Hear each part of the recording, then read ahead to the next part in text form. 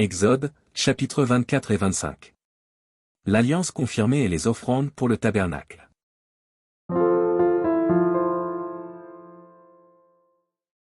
Chapitre 24. Dieu dit à Moïse, monte vers l'Éternel, toi et Aaron, Nadab et Abihu, et 70 des anciens d'Israël, et vous vous prosternerez de loin. Moïse s'approchera seul de l'Éternel, les autres ne s'approcheront pas, et le peuple ne montera point avec lui.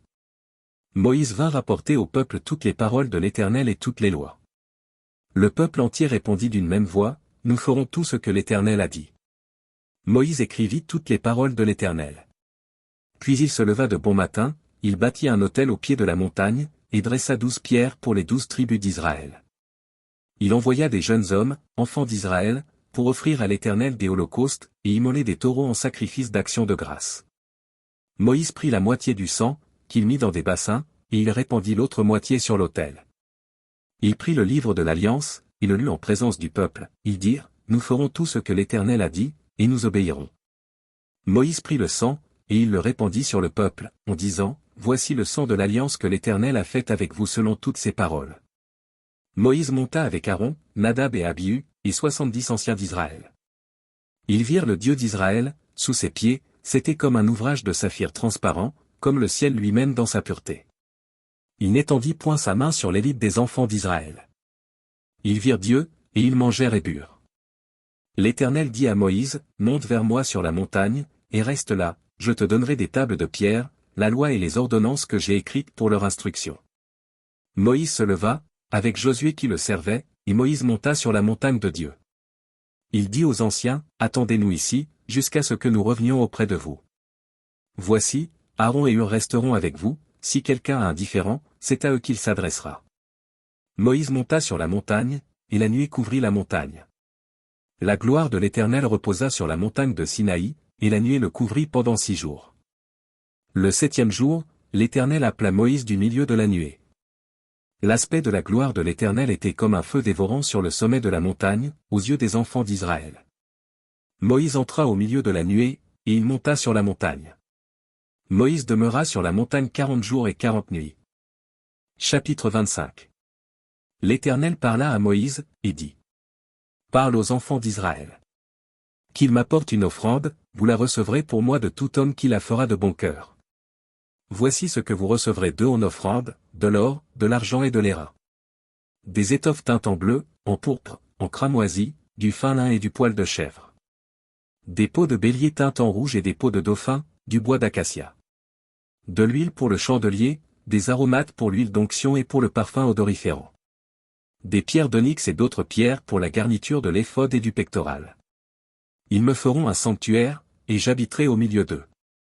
Vous ferez le tabernacle et tous ses ustensiles d'après le modèle que je vais te montrer. Ils feront une arche de bois d'acacia, sa longueur sera de 2 coudées et demie, sa largeur d'une coudée et demie, et sa hauteur d'une coudée et demie.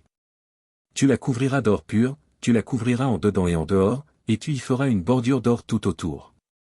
Tu fondras pour elle 4 anneaux d'or, et tu les mettras à ses 4 coins, 2 anneaux d'un côté et 2 anneaux de l'autre côté. Tu feras des barres de bois d'acacia, et tu les couvriras d'or. Tu passeras les barres dans les anneaux sur les côtés de l'arche, pour qu'elles servent à porter l'arche. Les barres resteront dans les anneaux de l'arche, et n'en seront point retirées. Tu mettras dans l'arche le témoignage, que je te donnerai. Tu feras un propitiatoire d'or pur, sa longueur sera de 2 coudées et demie, et sa largeur d'une coudée et demie. Tu feras 2 chérubins d'or, tu les feras d'or battu, aux 2 extrémités du propitiatoire. Fais un chérubin à l'une des extrémités et un chérubin à l'autre extrémité, vous ferez les chérubins sortant du propitiatoire à ces 2 extrémités. Les chérubins étendront les ailes par-dessus, couvrant de leurs ailes le propitiatoire, et se faisant face l'un à l'autre, les chérubins auront la face tournée vers le propitiatoire. Tu mettras le propitiatoire sur l'arche, et tu mettras dans l'arche le témoignage, que je te donnerai.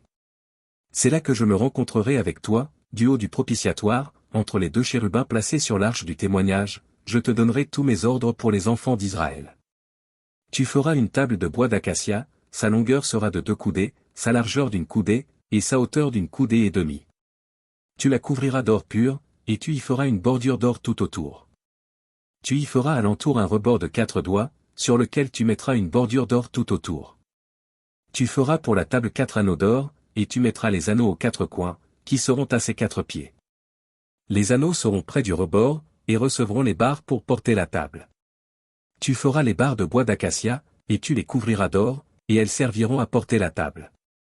Tu feras ses plats, ses coupes, ses calices et ses tasses, pour servir aux libations, tu les feras d'or pur.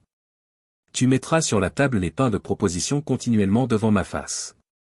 Tu feras un chandelier d'or pur, ce chandelier sera fait d'or battu, son pied, sa tige, ses calices, ses pommes et ses fleurs seront d'une même pièce.